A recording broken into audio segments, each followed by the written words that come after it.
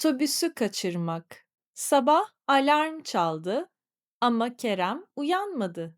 Gözlerini açtığında saat 8'i geçmişti. Bugün Kerem'in önemli bir iş toplantısı vardı. Panikle yatağından fırladı.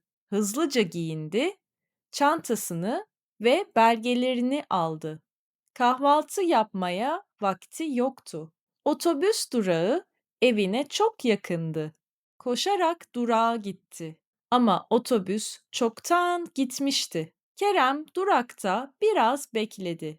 Sonra telefonuna baktı ve bir sonraki otobüsün 10 dakika sonra geleceğini gördü.